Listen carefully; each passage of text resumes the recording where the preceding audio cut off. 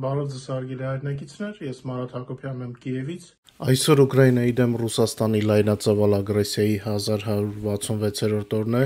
կիրակի է։ Նախքան մեր եթերի հիմնական թեմաներին անցնելը, ուզում եմ նորից շնորհակալություն հայտնել ձեր լայքերի, խրախուսող մեկնաբանությունների եւ մեր եթերները սոցիալական ցանցերում տարածելու համար։ Շատ շնորհակալ եմ ձեզ, շատ մեծ աջակցություն եք ցուցաբերում։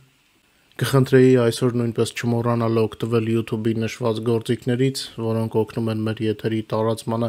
եւ առաջ խաղացմանը։ Անցնենք առաջնագծի լուրերին, մարտերի թիվը կրկին ավելացել է։ 2 օր անընդմեջ ռազմաճակատում տեղի են ունենում ավելի քան 200 մարտեր, նրանց թիվն աճում է արդեն 5 օր անընդմեջ։ 3 Ուկրաինայի պաշտպանները կասեցրել են ռուսական 253 հարձակում։ Ուկրաինական ավիացիան, հրթիռային ուժերը եւ հրետանին հարվածել են 16 շրջանների,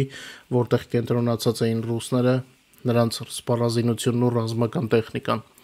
Ուկրաինայի պաշտպանության ուժերը շարունակում են իրենց գործողությունները Ռուսաստանի Կուրսկի եւ Բելգրադի մարզերում։ Վերջին 24 ժամվա ընթացքում այնտեղ տեղի ունեցել 23 զինված բախում։ Անցած 24 ժամվա ընթացքում հակառակորդի գնահատված կորուստները ըստ Ուկրաինայի գլխավոր շտաբի կազմել են 1340 ռուս զավթիչ եւ գրեթե 400 միավոր մարտական տեխնիկա, ավելի ստույգ 383 միավոր, որոնց մեջ 11 տանկ, 14 զրահամեքենա, 52 հրետանային համակարգ, 2 Su-30 կործանիչ, մնացածը ավտոմոբիլային տրանսպորտն ու դրոններն են։ Երևի մի քանի օր կլիներ այսպես մասշտաբային ռուսական զորքը ջարդ չէր կերել։ Հակառակորդի ընդհանուր մարտական կորուստները լայնածավալ ագրեսիայի սկզբից ի վեր ըստ Ուկրաինայի գլխավոր շտաբի կազմում է 956810 զավթիչ։ Ռազմական ոլորտից լավ լուրեր ունենք։ Ֆրանսիան մտադիր է 25 թվականին ուկրաինական բանակի համար արտադրել 1200 AASM Hammer ավիառումբեր,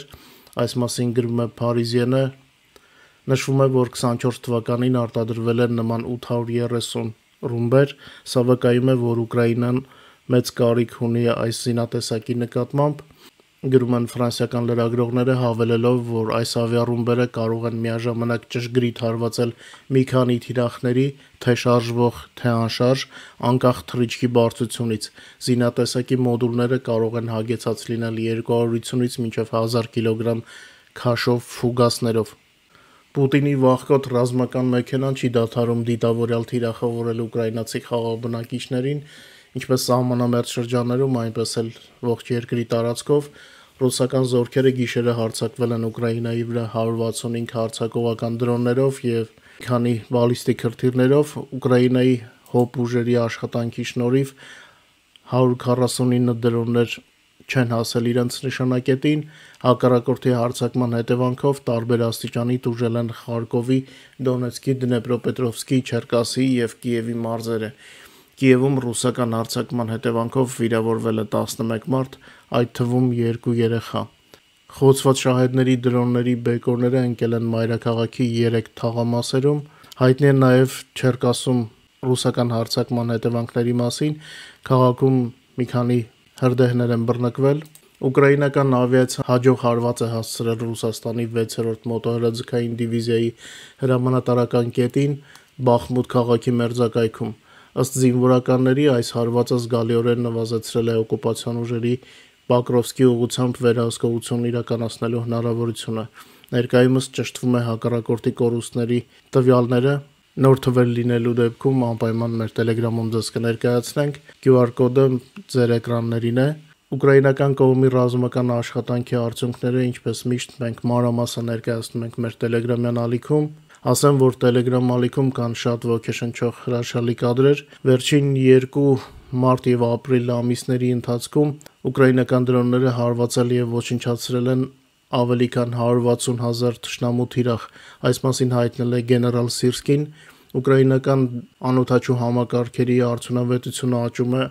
ամեն ամիս, հակառակորդին ապացուցելով մի անվիճելի ճշմարտություն։ Ուկրաինական հողում թշնամուն չէին սպասում։ Ուկրաինան շարունակում է թիրախավորել Ռուսաստանի ռազմական մեքենայի առանցքային օբյեկտները, Հարվածների կադրերը հավանաբար ձեզանից շատերը արդեն տեսել են մեր Telegram-ում։ Ուկրաինայի պաշտպանության ուժերը հարվածներ են հասցրել Բրյանսկի մարզում գտնվող ագրեսորի կարևոր ռազմական օբյեկտին Ստրելա գործարանին։ Բրյանսկի մարզում խոցումից հետո այրվում է այդ գործարանը, այն Պուտինի բանակին էլեկտրոնիկա էր մատակարարում։ Հիշեցնենք, որ Ուկրաինան հետևողականորեն հարվածներ է հասցնում այն օբյեկտներին, որոնք աջակցում են ռազմական ագրեսիային։ Սա պատերազմի տրամաբանությունն է կանգնեցնել նրանց, ովքեր ռմբակոծում են մեր խաղաղ քաղաքները։ Կարճ անցնենք քաղաքական լուրերի վրայով։ Եվրոպան F-35-ի այլընտրանք է փնտրում Թրամփի պատճառով, Newsweek-ն է անդրադառնում այս թեմային։ Ամերիկայի նախագահ Դոնալդ Թրամփի քաղաքականությունը եվրոպացի գործընկերներին ստիպում է մտածել ամերիկյան զենք գնելուց հրաժարվելու մասին։ Դոնալդ Թրամփի կողմից ՆԱՏՕ-ի հասցեին կոշտ քննադատության ֆոնին